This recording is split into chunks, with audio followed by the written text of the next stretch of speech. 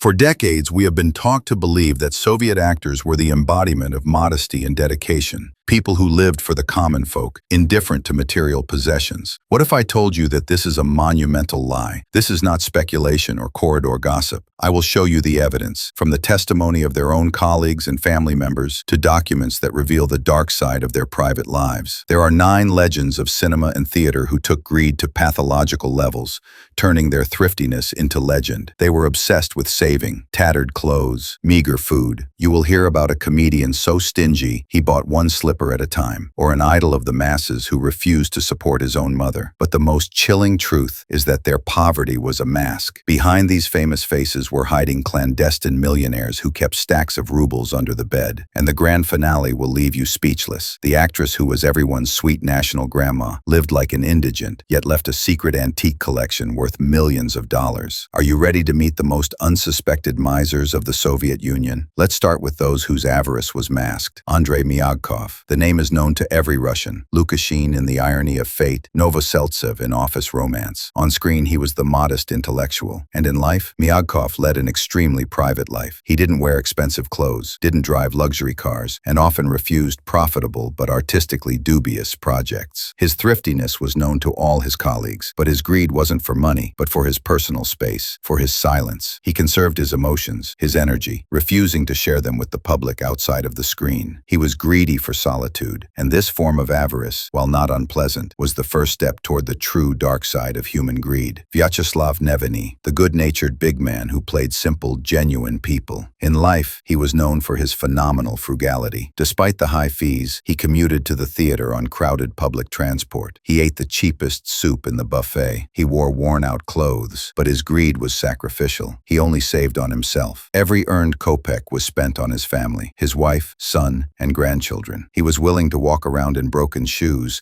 as long as his loved ones had the best. He was greedy toward himself, but incredibly generous toward others. But not everyone was so noble. And here begins the real absurdity, the true madness of greed. Gottlieb Ronenson, a master of comic roles, took thriftiness to complete madness. He was called the miserly knight of the Soviet theater. He lived his entire life in a tiny one-room apartment without a refrigerator, sleeping on an old folding cot. Colleagues told stories that sound like jokes. Ronenson bought one slipper at a time. Yes, you heard that right, just one slipper. He specifically searched for single shoes in second-hand stores because they cost a few kopecks. In winter, he wore a coat with a hole under the armpit because a new one was too expensive. Yet, he had money. After his death, it was discovered that there was a considerable sum in his savings account, but he did not spend a single kopeck of that money on himself. He just accumulated it. Greed for the sake of greed. Nikolai Parfyanov. This famous actor, known for playing bureaucrats, was a copy of his characters in life, but his avarice literally killed him. He wore the same patched suit and shoes held together with electrical tape. His diet consisted of the cheapest barley groats,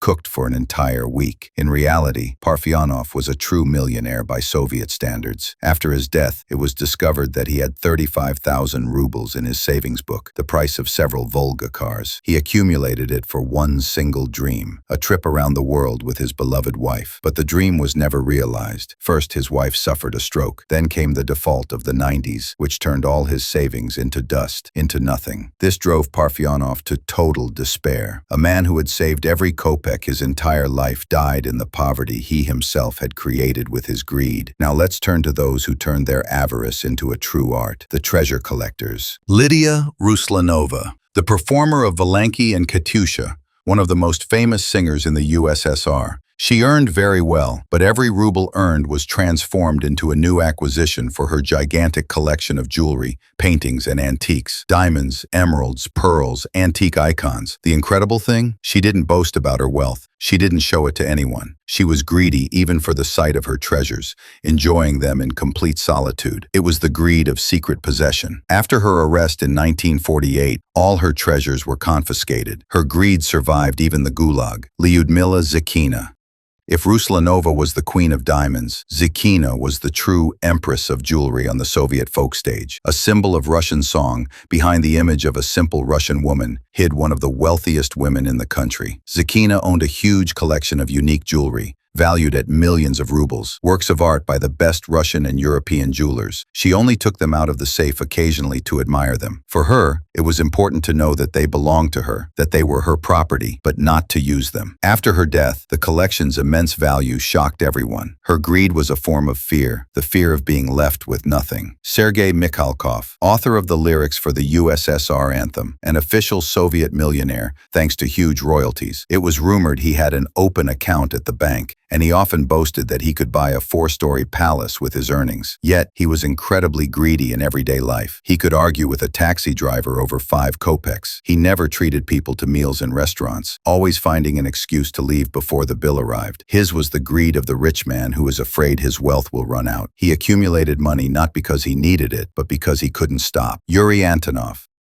composer and singer, he was called the first legal Soviet millionaire of the popular music scene. When the average Soviet citizen earned 120 rubles a month, Antonov earned 15,000. Antonov didn't know where to put the money. According to his friends, they literally had sacks of Soviet rubles in the house. They were piled up under the bed, in the closets. He didn't want to open a bank account because he feared progressive taxation and state control. He didn't want to give the money away because he was greedy. It was a paradoxical, foolish greed. You were rich, but you couldn't use your money because you were a prisoner of your own hoarding instinct. After the collapse of the USSR, Antonov was left with his sacks of cash, which turned into worthless paper. His enslavement to accumulation led him to remain a poor man, despite all his treasures. Ekaterina Mazurova, the Soviet actress who played kind pensioners and grandmothers. Viewers adored her. Few knew her true life. Ekaterina Mazurova was a clandestine millionaire. She lived her entire life in a tiny apartment without comforts. She wore a faded, patched bathrobe. Neighbors and colleagues thought she barely made ends meet, and they brought her food out of charity. Upon her death, the incredible happened. Her estate was inventoried and contained over 1,000 objects of antiques,